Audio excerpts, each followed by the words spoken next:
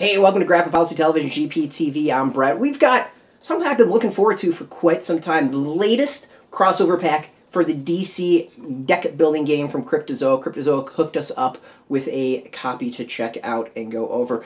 This is a fantastic game, and if you've never played a deck building game, the best way of describing it is, unlike something like Magic where you go and you build your deck beforehand, the deck building game, instead, you start with kind of these really basic cards, and you go and you use points to buy more cards to build your deck on from that. So you're building your hand as the game going. You use the points to go and make a better hand. So you can do all kinds of interesting strategies. It forces you to really think as the cards come up, forcing you to rethink your strategy and constantly evolve as to what you're going to plan on doing. Now, there's tons of different versions of the game. One's based on villains. There's kind of generics. One for Teen Titans. One called Heroes Unite, which is just even more characters.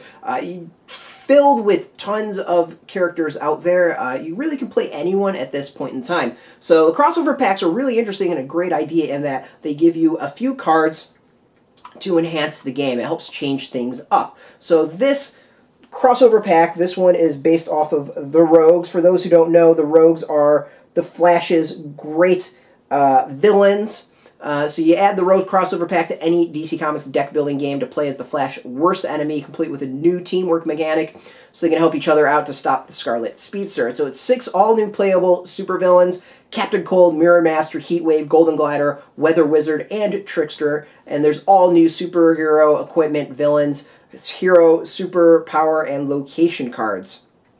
This will be out soon. So overall, it comes with 6 oversized supervillain cards, 31 game cards, and some rules, but you're going to need the main deck game to play this, and it's very much worth it. It's a really fun game, one that we love here. So the DC deck building game Rogues crossover pack has some special rules for you need to go over and check out. So when you're ready to play, each player grabs a Rogue supervillain. This suggests using any of the main decks from any of the DC sets, shuffle them, split it in half, and then mix in the 23 new Rogue cards into the game from one of the two halves. If you can avoid doing so, don't read the superheroes ahead of time, but make sure they're in cost order from 8 to 15. You may have noticed that one of them has a blue card back. This means it is always the final superhero you'll face. I'm going to kind of go over all that and give you some spoiler points that you should look away. So there's a new keyword: teamwork. The Rogues are not the most powerful supervillains around. Most of the time, they need to team up to beat a superhero. Teamwork means during your turn, you may play the top card of any one foe's deck. When that card leaves play, return to the top of its owner's deck. A little bit of a different way of playing, which is kind of interesting. So each of the Rogue supervillains has teamwork keyword, which gives them the ability described above. Next to the keyword is text that reads, "That foe gains 1 VP. That VP comes from the pool, not from your own supply. The player you chose to team up with gets a piece of the action." There's some honor among thieves. Very much fits the Rogues and what they stand for, which is usually, not to kill people, but just to gain some money. There are several cards in this pack that tell you to teamwork a foe. That foe does not gain 1 VP as the source of the effect is not your supervillain. So one thing you've probably noticed about this all-new main deck is their VP points. All zip, nada. 0. Instead, they give you VP tokens immediately when bought or gained from any zone. Passing does not count as gaining. There is a golden band at the top of the text box, so they stand out in the lineup. If you don't have VP tokens from Forever Evil or Crisis 3, use some coins or anything specific. Very, very interesting stuff. So, as I said, we've got a whole bunch of villains. We've got Captain Cold. Captain Cold is the first time you buy a card with cost 3 or less from the lineup. During each of your turns, you may teamwork a foe. Teamwork, that foe gains 1 VP. We've got Golden Glider. There we go. Golden Glider is each time you play a card you don't own, draw a card, and your teamwork gains VP. We have Heatwave. Just going to do this, make this a lot easier.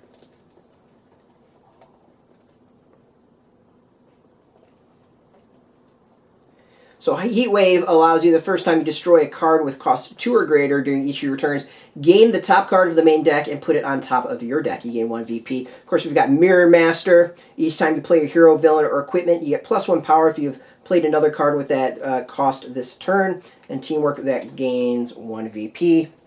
Really like this idea of Teamwork. I think it's kind of fun.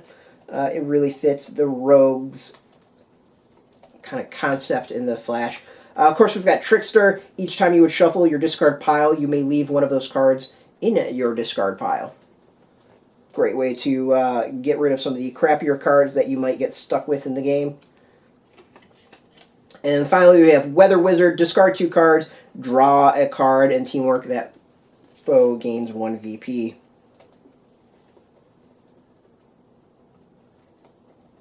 Some great art. Already we've seen a lot of different art styles for the Rogues themselves, and that's something that's, I think, really solid about the game, is it takes art from throughout DC Comics kind of history and throws them on the cards, which is pretty sweet overall. We, of course, have new equipment.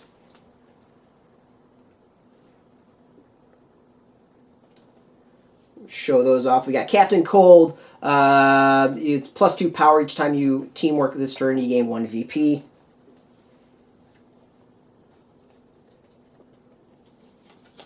Airwalk Shoes.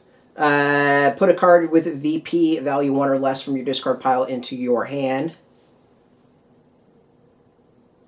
Check it out.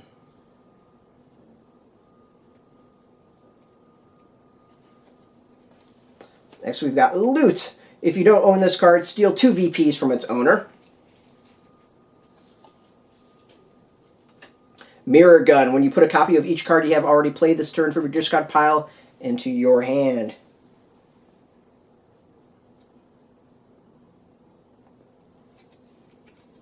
And then Bag of Tricks. Pay X VPs, you get +X power, and draw X cards. That's a pretty huge one. For a cost of 6, that's it's pricey to pick up, but that's a huge game changer if you ask me, especially with the way Teamwork works and possibly gaining VPs due to it. Victory points. All right, next, this is a game, of course, we've got the heroes, which are a huge part of the game.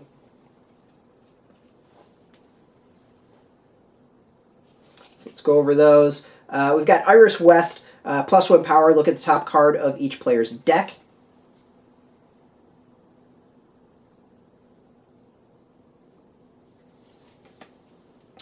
Patty Spivot, Teamwork a foe. If you draw or have drawn 1 or more cards this turn, Teamwork a foe.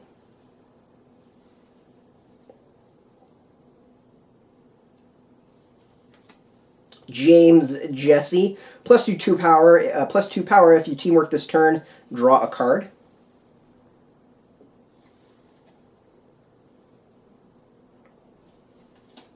Captain Boomerang Jr., +3 power, and each player puts a card with VP value 1 or less from their discard pile on top of their deck.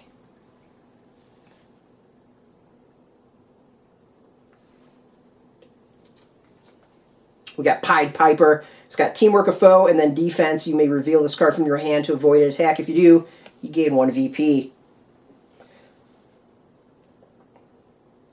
Now, this whole crossover pack seems to rely very heavy on VPs, which is pretty damn cool if you ask me, because it's just, very much feels the point of the game. Or even really the characters themselves. They're all about the loot and getting money, so adding VPs like that I think is a really interesting mechanic that should make the game a little bit different and kind of interesting. Of course, we've got locations. Iron Heights, it's ongoing defense. You may give the attacker 1 VP if you do avoid that attack.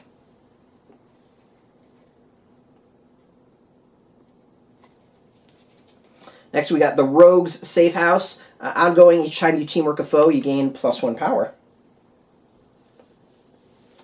And then what's DC's deck building game without some superpowers? You can't have superheroes without their superpowers. We've got Tornado, which is perfect for Weather Wizard. Draw a card, choose a foe, attack, look at a foe's hand, put a card from their hand on top of their deck. Can be a really irritating card in this game.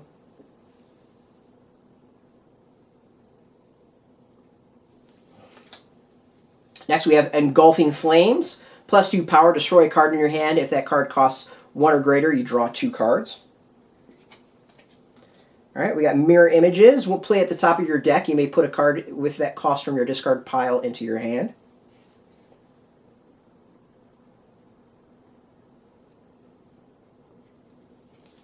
We have lightning strike, superpower. Draw 2 cards, and you get +1 power for each card you discard or have discarded this turn.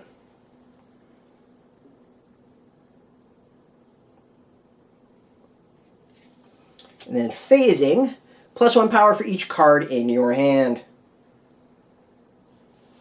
And finally, we've got the villains themselves that add to this game. Dr. Alchemy. Gain a card from the lineup and put it into your hand, and then put a card with the same cost from your hand into the lineup.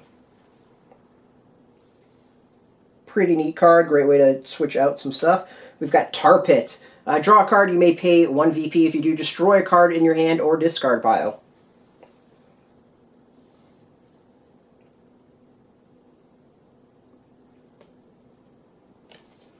Next we've got Girder. +2 power, and then defense. You may discard this card to avoid attack if you do draw a card and gain 1 VP. I like it that a lot of these cards aren't just gaining VPs for your opponent, but also yourself. It's a nice mix-up, and feels like this is going to be a really fun crossover set to play with. This is Magenta, +2 power. You may pay 1 VP if you do gain an equipment from the lineup and put it into your hand.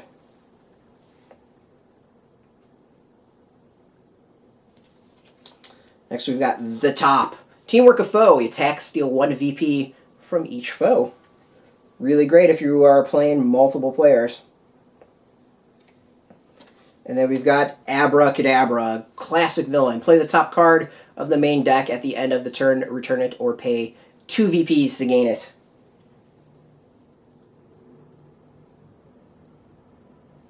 Then finally, as we mentioned before, you're going to be battling superheroes since you are villains.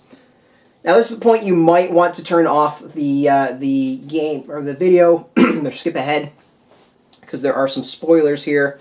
I will, you know what? We'll go and we'll hold this up when this is over for spoilers. You'll see this come up and you'll know that I'm done talking about the heroes themselves. So you can kind of flash forward with that. I have no idea how long this will take. So first hero we've got is the Flash. When you defeat the Flash, remove him from the game. You gain 6 VPs and may destroy a punch in play. Stack ongoing. Supervillains lose their teamwork ability. So that could be a problem since a lot of this has to deal with teamwork. Next we got Just Quick. So +3 power. Look at the top card of each foe's deck. First appearance attack. Each player destroys the top card of their deck. Next up we've got Jay Garrick. You draw 2 cards and gain 1 victory point. First appearance attack. Each player passes a card from their hand to the discard pile of the player in their left. If you pass a card with cost 1 or greater, you gain 1 VP. No focus.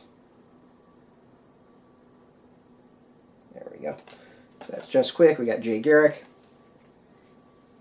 Next we got Hawkman, +3 power, gain 2 VPs. First appearance attack. Each player discards cards until they have discarded at least 5 power worth of cards. If your hand empties this way, you gain 1 VP. We got Max Mercury, draw 2 cards, Teamwork of Foe. First appearance attack. Each player adds the top card of the main deck to the lineup. Lose a number of VPs equal to twice the VP value of that card. We got Wally West up, is draw 3 cards, stack ongoing. Wally West cannot be defeated unless you have played 9 or more cards this turn.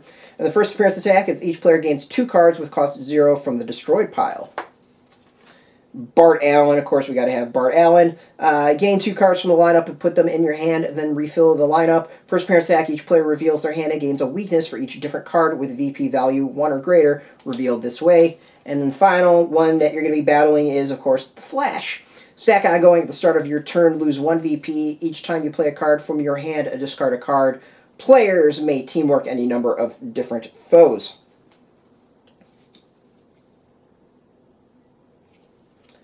And then we've got the Flash as the final one.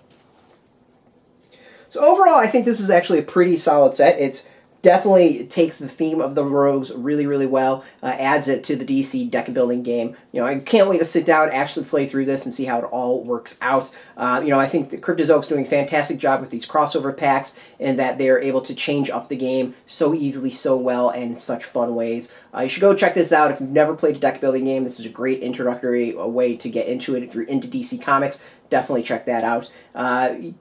As usual, you can, if you're into games or more, you can check us out at graphicpolicy.com, at Twitter, Facebook, YouTube, all at Graphic Policy. Keep it nice and consistent. We actually have a gameplay video, I believe, on YouTube, so you can go look at the DC deck building game and get a better sense of how you actually play it.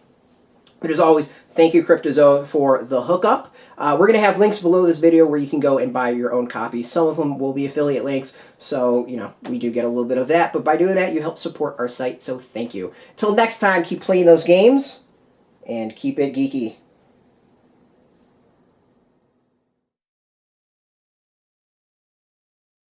Hey, thanks for watching the previous video from Graphic Policy Television. Just by watching, you help support our site. Thank you so much. Now, if you're watching these videos, you probably care about geeky things like movies, television, comic books, toys, games, video games, you name it. You can go and subscribe right now to our YouTube channel to stay in touch and catch all the new videos, or check out our website at graphicpolicy.com. There's a nice link on this end of the video. But as always, thank you for watching. Keep on rocking and keep it geeky.